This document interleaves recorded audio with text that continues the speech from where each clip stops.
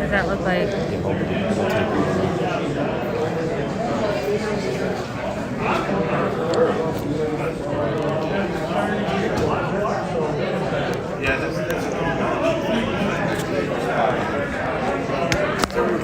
Here. Okay.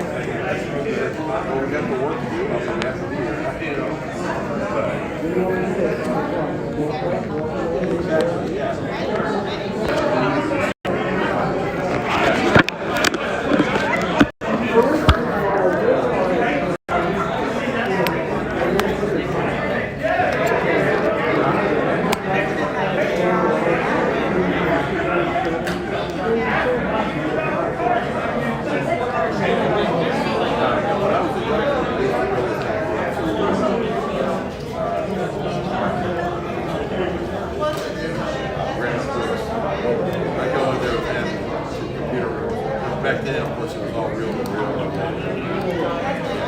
I was with him not that long before he retired. I just couldn't miss the stuff. They keep moving stuff from one record to another. It's amazing how much has changed. Now, I have a bachelor's in computer science. It's still moving my mind how much things have changed. Right? I got my still, yeah. It's really kind of true. But then in the back corner, there's still a real machine. And he said, there's still a real. And he's like, yeah, that's like the third string backup. You know?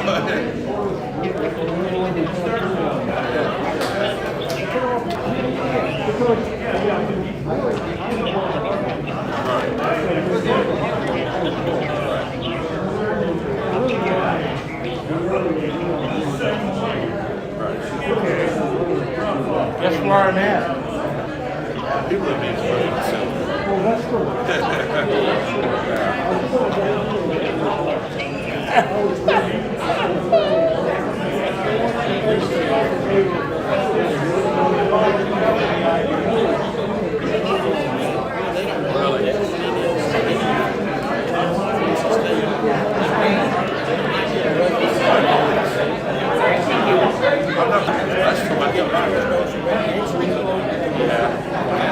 Yeah, I met him at Tri-County Chamber. Not Tri-County, yeah, his chamber. Tri-County. I just joined him. And had a mixer, kind of came late, came from our working guys. He and I talked for like an hour. We stopped to his office. Met with him in his office.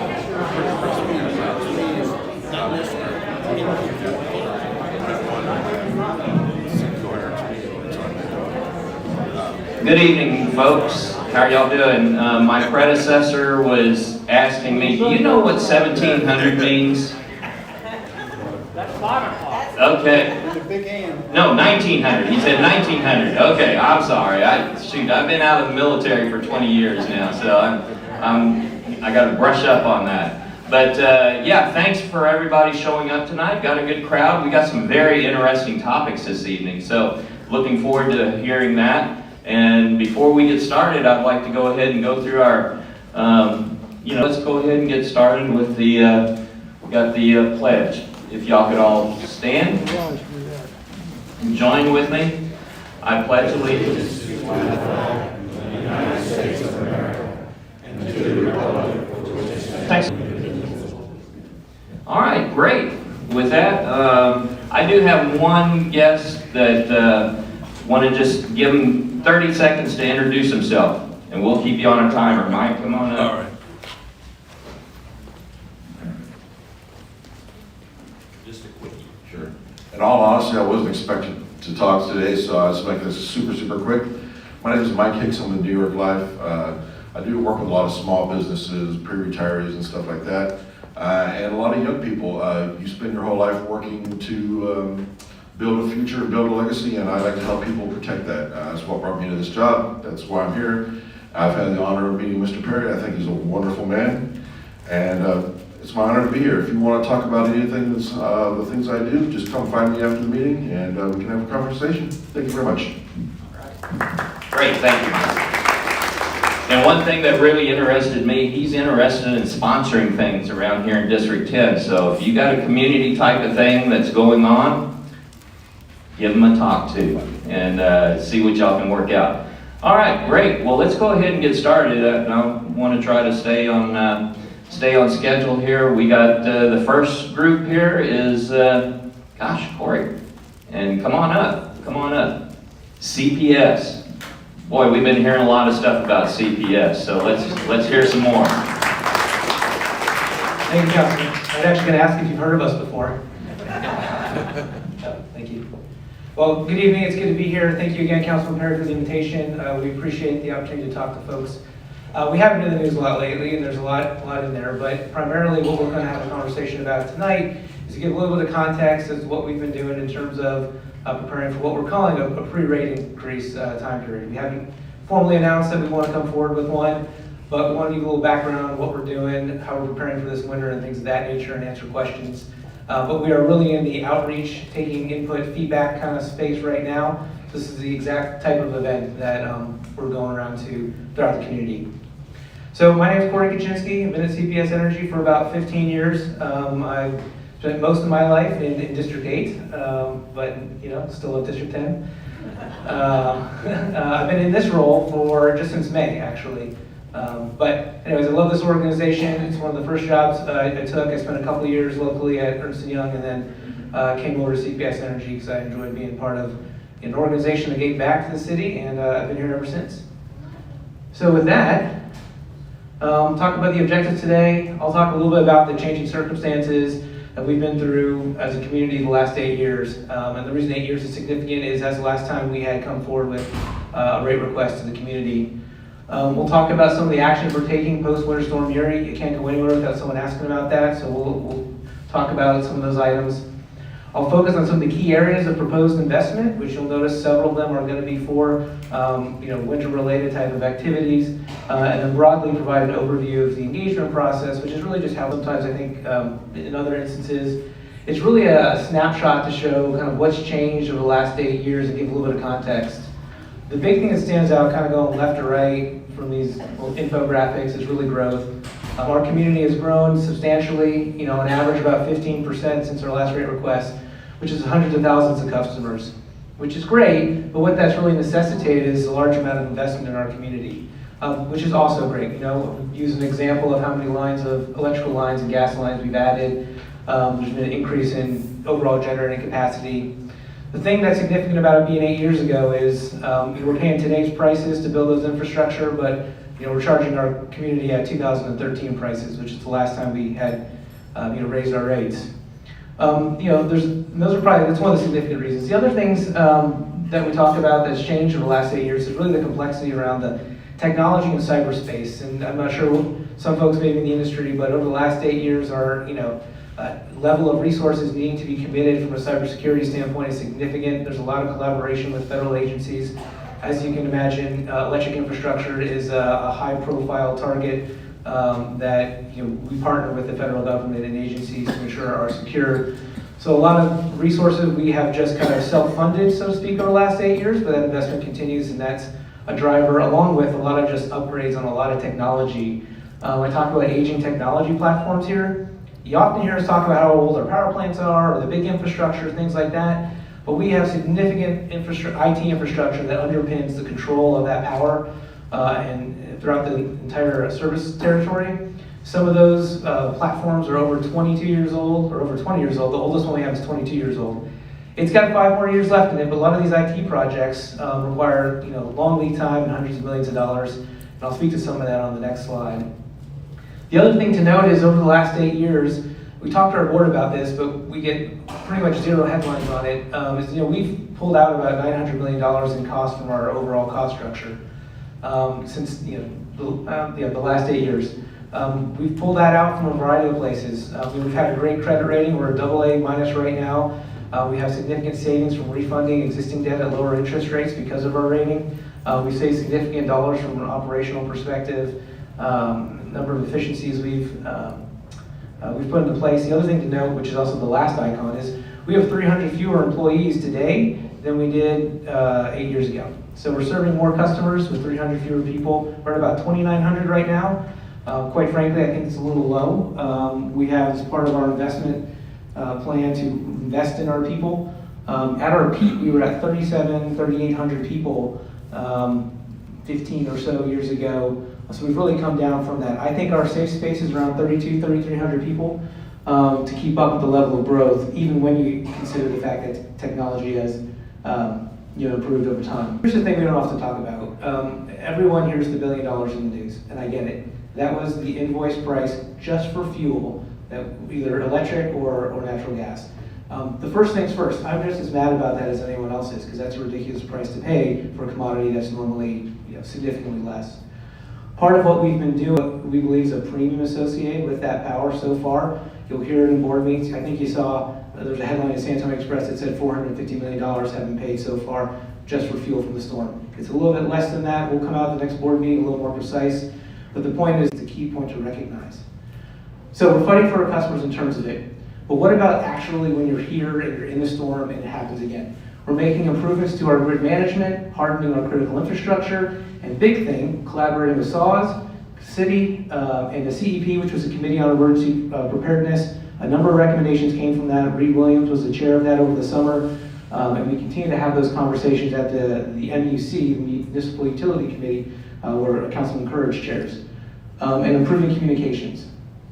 There's low-hanging fruit that we have taken steps for preparation of this year. A couple of big things we're doing. We have made improvements into our load shed capabilities. What does that mean? Remember how we were all trying to get our power back on, you'd come on for a couple seconds and go off?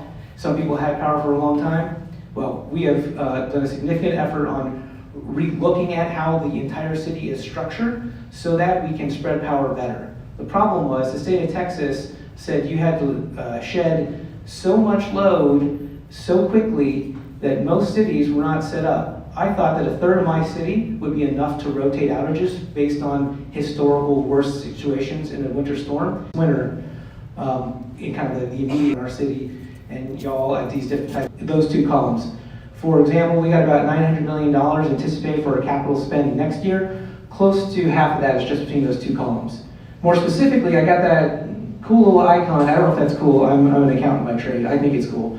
But it's just a little snowflake that says these are the types of investments that we're making that support preparation for the winter. And there's a lot on here, so I won't read all of them, but a couple of them are phrases we're familiar with. Additional weatherization, emergency communication. Communication was big, right? We got a ton of feedback that we communicated very poorly. Not just with the community, but with the other sister organizations. Investment in that type of technology, don't ask me what it's called, I can't remember, but I know we're making investment in that space. Load shed and grid management, I just talked to you about the types of things we're doing there. Cable rehabilitation and aging infrastructure, these are all key things. Plant performance that are going to go towards preparing ourselves the best. We have NERC requirements. Cost me. So the preliminary number that we've tossed out is preliminary and in fact an estimate. I would argue in the next board meeting, which is next Monday with CPS, and following that sometime early November, we'll hone in on it. Then we translate on a bill. That's what you're getting for it. Those are the types of investments that we're asking the community to invest in. And when I talk about invest, I always like to remind folks, it's your community asset. It's like when we have a home and you got to do stuff to it, you're not giving yourself a rate increase, you're making an investment into the asset you own. That's what we're doing. We're making it into an investment into the asset and the infrastructure that San Antonio broadly owns. Get the time thing. Okay, the end. Anyways, this is our timeline. We can leave it to you. Basically, we think we're going to begin our formal process at the beginning of November and hopefully wrap up with City Council at the second week of January-ish, give or take. We've worked with Ben Gorzel, the city, on timelines. We continue to work with them. So a lot of TBD stuff, but that's our plan, and I will wrap up, sir. All right, great. Quick question. What is it? Hang on, Bill. All right, first, let's give Corey a hand for his presentation. Now, just a couple of questions, because we got some more presentations here tonight. Set up for us to fail. What can we do to help? Pay your bill. What did you say? Fair bill? No, here's what I think you honestly can do, and what I've been asking my friends since the storm. You gotta talk to your legislatures. I mean, you really gotta talk to those who represent you at the state level. Because those are the folks that can take action. And we have some local ones, but I mean, the majority of the House and the Senate have not taken those actions. And you're seeing a lot of these profits go into the investor-owned utilities. The mayor's actually said it, right? You're looking at a wealth transfer. It is. It's a wealth transfer from customers through utilities to investor-owned. Right, your legislators up there in Austin, we got a bunch of them around here in San Antonio. Write them, tell them. I did. I wrote a letter and told them I think this stinks. Number one, we got this, quote, rainy day fund. If this wasn't a rainy day fund opportunity, what is? I don't know. Okay, a snowy day fund. But yeah, I wrote a letter really complaining about this, that they didn't take this up to help the communities. And I'm still mad about that. And every one of you should be mad about that too. So talk to your representatives, let them know. And when it comes time for, once you've had an opportunity to look at all their data, their presentations, that kind of thing, press the button. I'll give you just one guess what I pressed last time for a rate increase. So anyway, I'll be prepared because I got a ton of questions on these presentations as well, but I'll be prepared to ask those when the time comes. But between now and then, please reach out, let me know, let them know on what your comments and concerns are about this. All right? Great. Anybody else? Any last? Okay, great. Thank you, Corey. Appreciate it.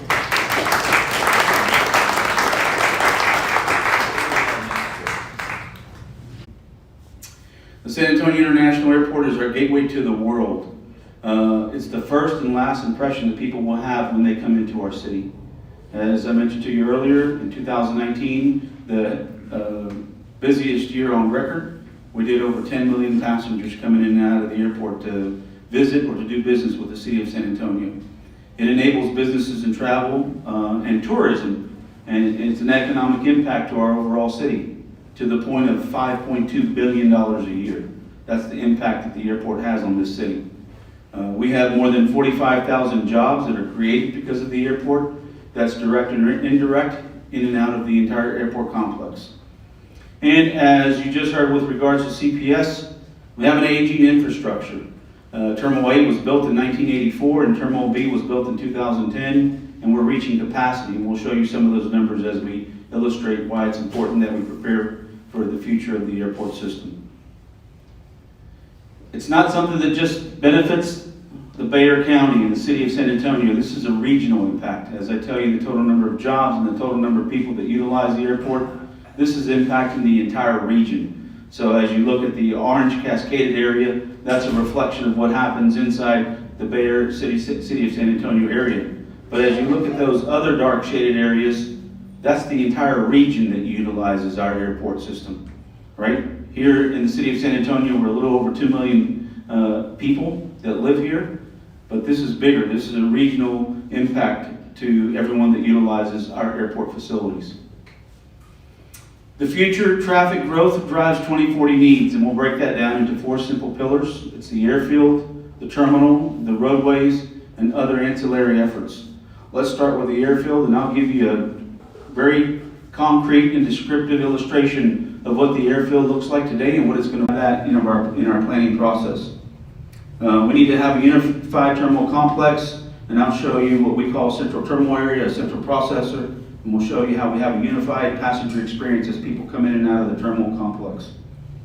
And then lastly, the winter storm that we had to deal with, but we want to make certain that we're resilient and we have capacity when we're in difficult situations. And then lastly, everybody wants to get. When does it happen? I'm going to give you a breakdown every year of how this will happen. So years 0 through 4, by 2022, the fall of 2022, we will have added 3 gates. And you can see that here on the slide. On Terminal B, we'll add 2 gates, Bravo 9, Bravo 10, and Alpha 16. So we will add those 3 gates. We're going to start the advanced planning for everything that we're going to do in Terminal C, and I'll give you a complete breakdown of what that's going to accomplish shortly. We've got airfield pavement work, so we're doing keel work on 13 right. That's the center of the runway. That's where everybody lands and takes off. It's what the part of the airfield that's utilized the most by the aircraft. We want to, ensure that we ensure the integrity of that entire pavement system. We'll add new terminal concessions in both A and B. We're going to upgrade the baggage systems, electrical capacity, and also important cargo expansion for our cargo carriers for UPS and Federal Express. Years 5 through 8, and let me preface, this can shift left or right. We say 5 to 8, it could be 3 or 4 years, it could be 5 years, but it's just dependent on the need. We're not going to just build it for the sake of saying we build it and we hope they come. It doesn't work that way. We want to take a more conservative approach and ensure that what we build is what we need. But more importantly, that we have capacity for the future. I always like to tell people this story because we're going to add 17 gates here on Terminal C, but we could build 5, we could build 10, we could build 12. We'll determine that as we get into advanced planning and programming and what are going to be our needs as we continue to grow up as an airport. We built out Terminal B in 2010. How many gates were in Terminal B when we built it? Before we planned and we did all the work for Terminal B, how many gates were in Terminal B? Anybody want to guess? 8. How many were after you built the new Terminal B? Let me help you. 8. You had 8 and you built for 8. You have no room to expand that. There's nowhere to go. Right? So we've got to correct that. And we'll show you some of that in some of the subsequent slides as we go forward. We'll have additional aircraft parking on the south side, terminal roadway alignments as we start to shift this roadway out here to the west, consolidated receiving and distribution center, parking intermodal center that we build out here, and planning to design a phase 2, which will encompass everything, here in Terminal A and Terminal B. Years 9 through 13, we complete everything in Terminal C. We start the planning and design of the central processor. We start the completion of Terminal A and the renovation. All of our ingress and egress is corrected, and I'll show you a full slide on the roadway. Airfield safety and pavement improvements, potential runway extensions, as we look at 13 right, air cargo, aircraft maintenance, and general aviation expansion throughout different areas of the tenant and airport complex. Year 14 plus, we complete this terminal processor that now allows you to come in one singular location, one central security checkpoint, and allows you, as I like to say, move freely about the cabin once you get past security. If you want to go from Terminal A to Terminal B to Terminal C, you can. Vice versa, if you come in on C and you want to go enjoy our food retail establishments in B or C, you can move freely about the cabin as you like. And you come into one centralized location.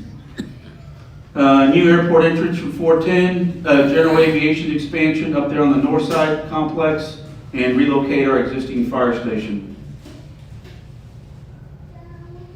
Our future airfield will take us further and keep us moving. When I first arrived, everyone told me we needed to have a 12,000-foot runway. We had to take it over 281, and I asked the question, what's the existing capacity of the existing runway?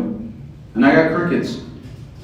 And I said, until you tell me how many operations we have and what we need, we can take an Airbus A350 today from here to London if we had the demand to go there with the existing runway footprint. So we want to add and we want to expand that runway, but we don't need 12,000 feet. As a matter of fact, United Airlines just put in a purchase for an X number of aircraft for the Boom. If you haven't looked at it, go look up the Boom aircraft. It gets you from here to London in 4 hours. It's reality, it's happening. There's a change in the way of these aircraft and the way they're being built and your ability to get to your destination quickly and with smaller aircraft and sooner. So you won't need a 12,000-foot runway as we go further and further into the future. So we'll have a 10,000-foot runway. We will maintain 422. It will continue to be here so we can still have, until it reaches its useful life. There's no reason to decommission that runway. We use them both, and we need to continue using them both. So we will. We're in the middle of a RIPSA, a runway incursion protection safety assessment. If all goes well with there, we will not need to decouple This runway from 422 will remain the way it is. Nothing changes, as long as we're safe. And we will ensure that as we continue to go forward. I'm going to go really fast because they're waving signs at me saying, hey, you better hurry. Our future access will be simple and efficient. As you can see here, everything on the green is how you come in, everything on the red is how you come out, and you no longer have to conflict with egress and ingress. So we changed that to ensure people get in and out of the airport as smooth as possible. It's not just about the terminals and it's not just about the runways. There's airport maintenance, there's aircraft maintenance, there's general aviation. There's a number of tenants that are in and around of our complex. So we show you all the growth and expansion for them as well throughout the entire property. We envision a unified world-class terminal complex, taking it from 23 gates today to 37 or 32 with 3 wide bodies with the ability to handle 3 wide-body aircraft if we want to go to London or if we want to go as deep far south Antarctica. If anybody wants to go there, we'll get you there as well. Or we can take you into Southeast Asia with a 10,000-foot runway with an A350. So those possibilities are there within the footprint that we have the airport in today. More concessions, the central terminal screening processor is completed, and walkways to and from the parking garage to make it easy and convenient for when you park your car to come into the terminal complex.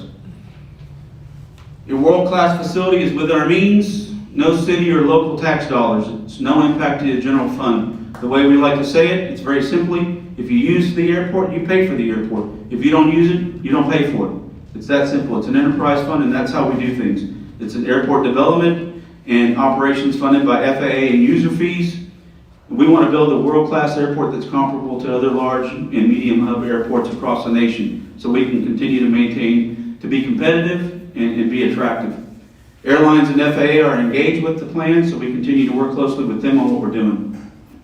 Cost, somewhere for the first tranche, phase 1, in between 880 and 950, pretty close to $1 billion for Terminal C, the roadways, the parking garage, and other enabling projects. It's funded through FAA, passenger facility charges, and if we needed to issue airport bonds and all of our revenue, that's how we would pay for that. Potential use of infrastructure funds and build a program as demand warrants, not one just because we need to build it. We'll go forward, we'll do the program definition, we will continue to do some environmental appraisals and assessments, we'll do the architectural design, then put a shovel in the ground and start construction somewhere in between that 18-month, 20-month period, all whilst taking into consideration the financial feasibility and the stakeholder coordination, which is what we're doing today, ensuring that we communicate with the community and all. It's my presentation. Thank you so much for having me today.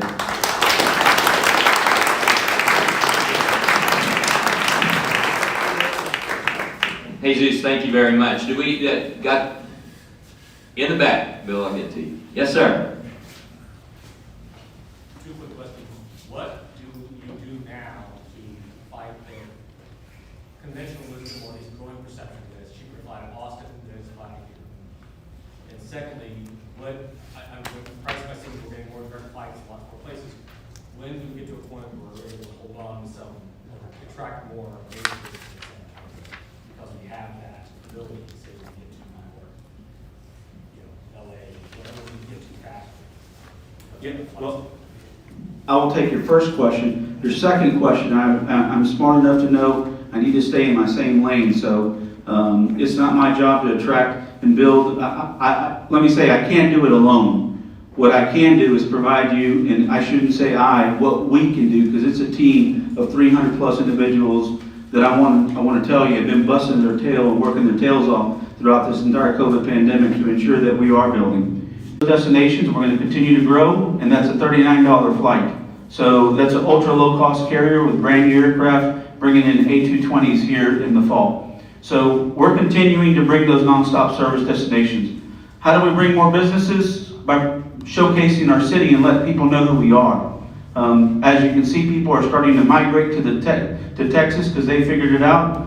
I'm a Texas boy, I was born here, and I'm going to stay here the rest of my life because that's who I am, and I think we need to showcase not only our great city, but our great state as well. So we continue to showcase our city as much as possible and show them who we are as San Antonians. All right.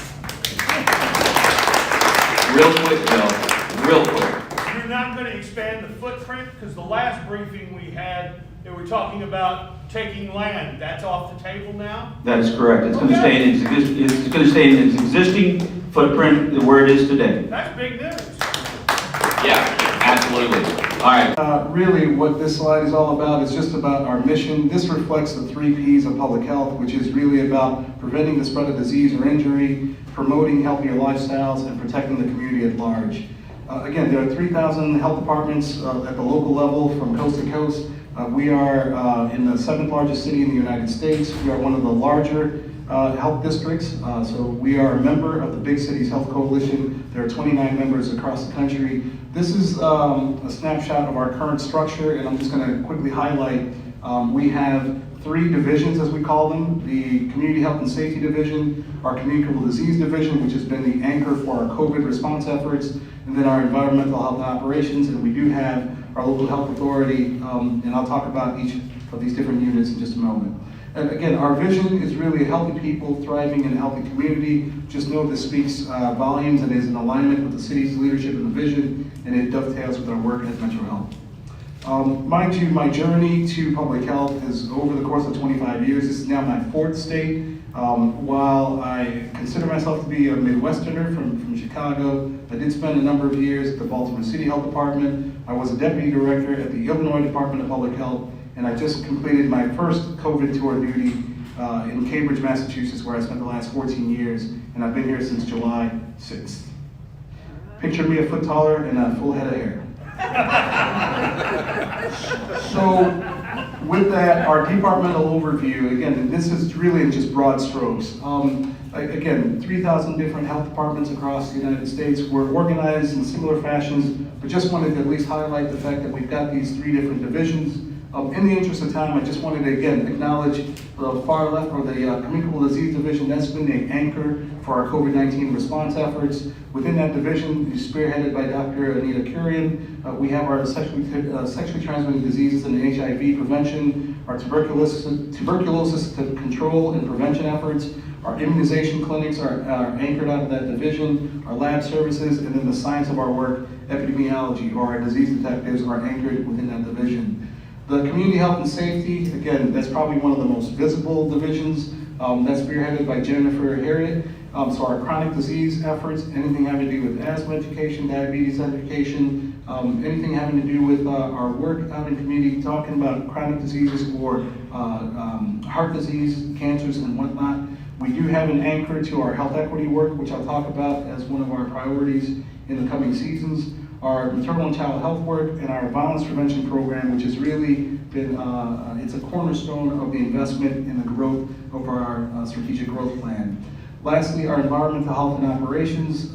Again, most of our regulatory brawn is anchored in this division. So anything around our food inspections, our public health emergency preparedness, anything having to do with air quality and ozone attainment in our operations. And we are one of the nationally accredited health departments across the country, so all our work around process improvement is anchored in this division. So with that, just some quick highlights. We are a very humble discipline. We tend not to boast about our work, but just know that you do have in your backyard a nationally accredited health department. So I do serve on the board of directors for the Public Health Accreditation Board. It has been a 10-year process where they've invited health departments to go through this process to demonstrate these standards and measures. Less than 10% of health departments across the country have met these national standards, and we are one of those. And just know that over 80% of the U.S. population is now covered by a nationally accredited health department. So we are proud of that work anchored to FAB, or the Public Health Accreditation Board.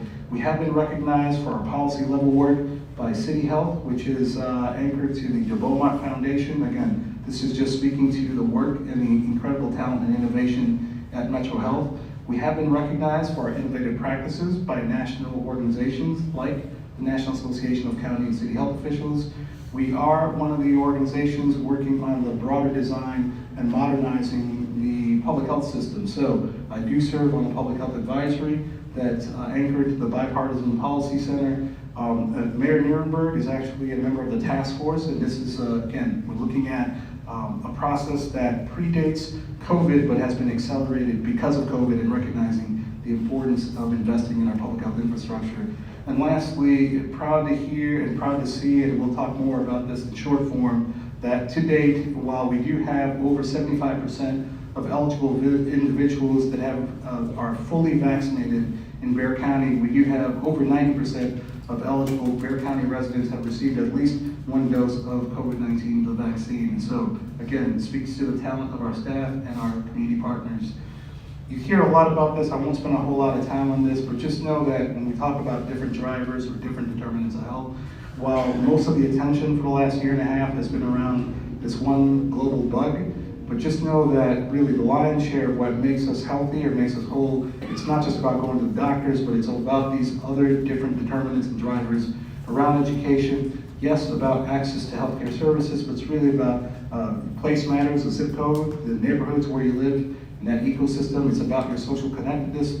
And it's really about making sure that we pay attention to the economic drivers that at least make our communities healthier. So we have this is just a short list. So just know that it takes a village to raise a healthier community, and so we are proud of the different partnerships and the relationships that we have. And a number of you may be connected to some of these organizations around the city of San Antonio and Bexar County.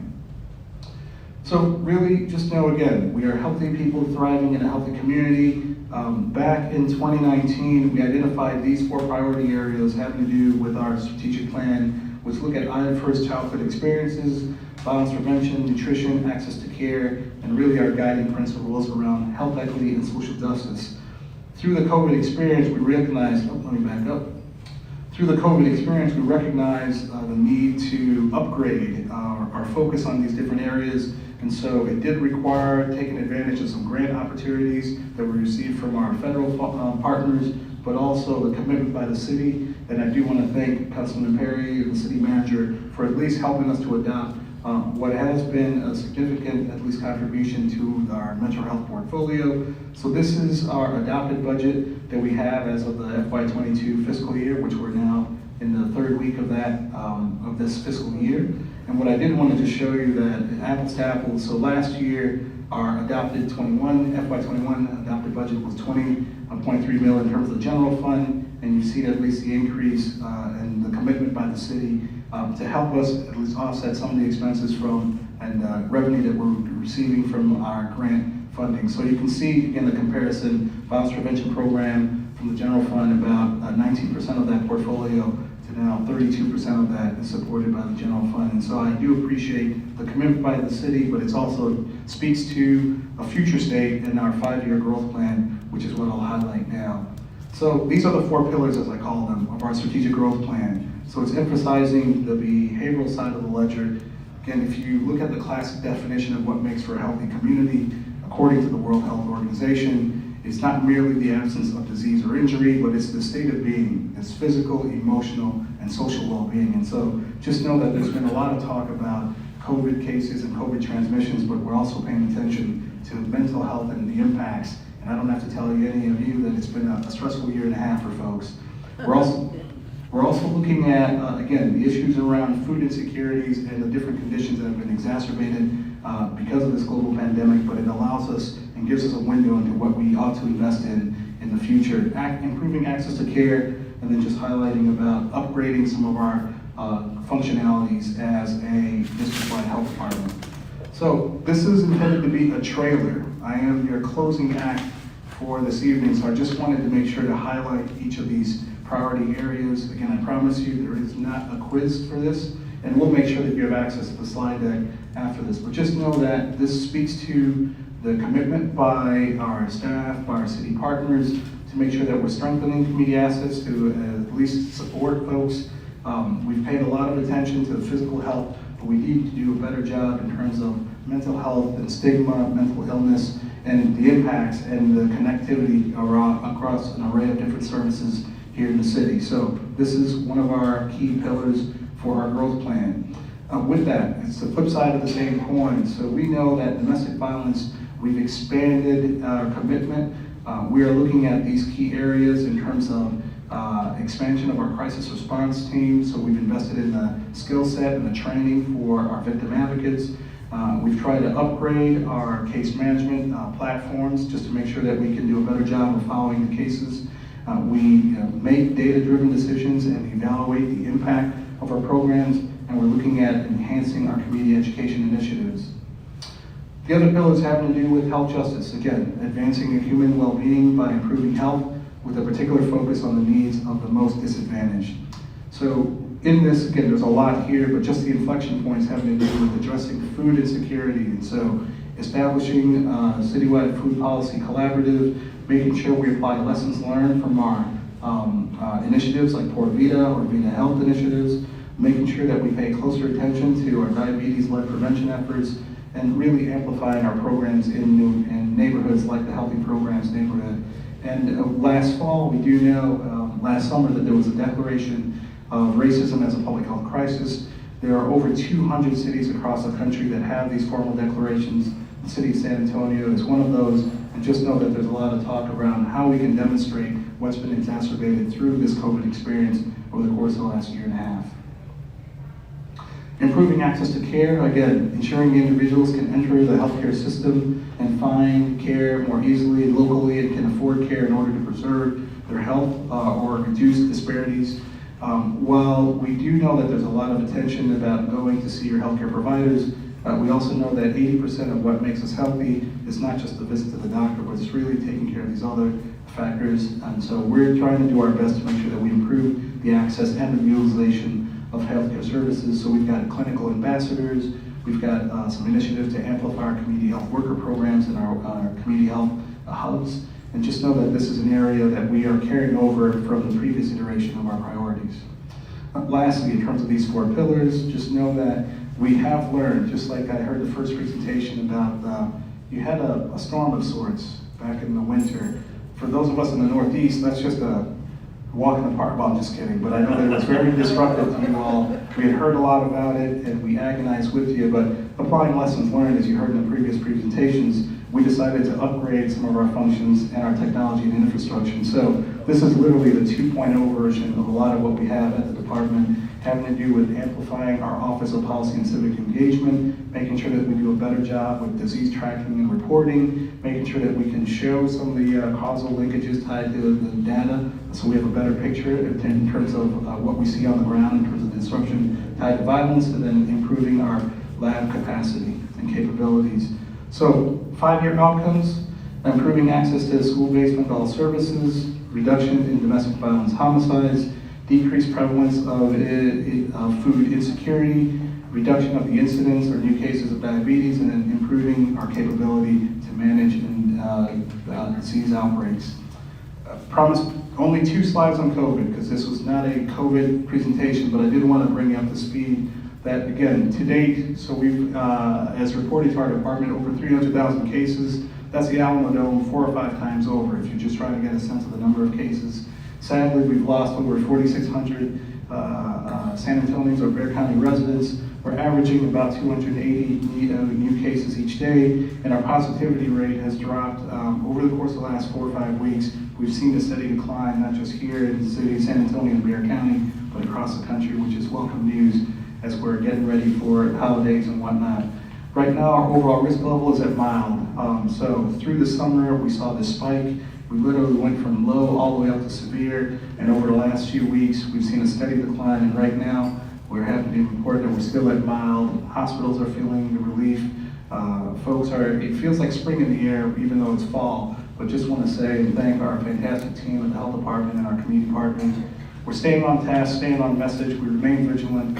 We'll be talking about guidance to get through Halloween and the holidays, but just know that we're pleased to see where we are now, different than where we were just a couple months ago. That concludes my report. Again, I appreciate being here to serve, and in case you want to catch me afterwards, if we don't have time for questions and answers, again, Claude Jacob from Metro Health. Thanks, guys.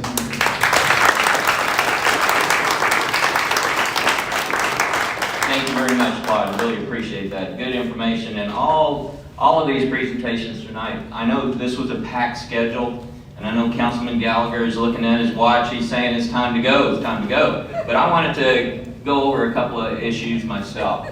Again, thank y'all to all the presentations. Those were great. Yeah, give them a hand. All right, let's talk real quickly. We just passed the FY22 budget. It started on 1 October. And as you know, I was unsuccessful on getting a homestead exemption raised to give you more of a tax break on your property. And I also failed on reducing our tax rate. So you got 2 strikes on me. There's, what is it, 3 strikes and you're out, something like that. So I got some things coming up here that I think we might see some light to help out here in District 10 in regards to this next bond. $1.2 billion is what we're getting. But did you know that out of our last bond in 17, we got about $450 million for streets, and that was fantastic. We got, I think every community here in District 10 saw some street construction and redoing to bring them up to speed. But this next bond, even though it went from $850 million up to $1.2 billion, we're only getting $5 million more for streets. And I'm mad. And I want to see that change because there's a lot of shiny things out there and neat pet projects that people want to fund with this next bond. I don't want that. I want more money going into our streets, our drainage issues, our parks, and facilities around town. So I'm going to keep pushing for that. So hopefully I'll be successful with one of those issues to get more money, particularly in our streets. So I'm going to be working on that. We have it was mentioned earlier, ARPA funds. I don't even know what that stands for, but ARPA that's coming from the federal government. And I hope to capture some of that money as well coming into some of our infrastructure needs here in town. We got too many wide-eyed people with looking at these shiny things out there to spend a lot of this money on. And I think we need to throttle back on that and really focus in on the neighborhoods. You know, over the last 10, 15 years, it's been, they called it the decade of downtown. Fantastic, and they're getting a lot of work. Now we need to move into the neighborhoods to take care of the neighborhoods better. And that's what I'm going to try to do with this bond. And you'll be hearing more of that coming up shortly. I've got some editorials coming out with that as well. So just hang on your seat and come fly with me. It'd be great to get y'all to come on down to City Council and talk a little bit about what you want to see us fund in some of these programs out there, like this upcoming bond. Did we have a slide with all those folks that are... 2 clicks. 2 clicks. 1, 2, 3. There you go. Okay, I just wanted to recognize those that are on the committees, parks, streets, and also facilities, housing, and drainage. These are the folks that have signed up to be on these committees, so thank y'all very much. If any of y'all are here in the room, that's great, and really look forward to some good work in defending our money that we're getting here in District 10 against folks that would be trying to raid some money from us. So thank y'all very much for signing up on that. All right. I got some other issues, but we can talk about that later. We're going, I think, Councilman Gallagher is still left. He is waiting for the most important part tonight, our drawing. All right? Everybody got your tickets? We got delivery. We got Santa's elves up here. They're going to come around and take these bags to you, but we got some good ones tonight. Last 3 numbers, 051. 051. Ah, there we go. Gets a bag. All right. And these bags are just full of like fun goodies and things like that. Take them home. If you got grandkids or kids, or even if yourself you want to play with those goodies, you go right for it. All right. Here's another one. 037. 037. Going once. Going twice. All right. Let's move on to the next ticket. Man, Councilman Gallagher, hang on. 022. Ah, there we go. And we got one more. Anybody guess what this one is? It's going out to lunch with me. All right? The good one. Well, let's save the good one till last. All right, who's going to be the lucky one this time? Who's paying? You or the... I'm not going to tell you that. I'm not going to tell you that. Might be coming out of my own pocket. You never know. You never know. Tax All right. dollars at work. I'm sorry? Tax dollars. Well, that could be too. I'm not going to say. But whoever has ticket number 014, maybe you'll find out. There we are. There we are. All right. For our lunch. Well, listen, everybody, thank y'all so much. It's great to see y'all coming back to this meeting. And you can go on my Facebook and that kind of thing to see this online. We've taped the whole thing, and you can go and see it online as well. Who knows what today was? It was Monday. Okay, Monday, but is anything happening right now? It's called an election, statewide election. All right, a lot of important constitutional amendments out there. So get on now, vote, and we'll see what comes up on that. So thank y'all very much. Really appreciate it. Oh, and the voting the last day is November 2nd. So anyway, y'all get out there and vote. Thank y'all very much. Appreciate y'all coming out.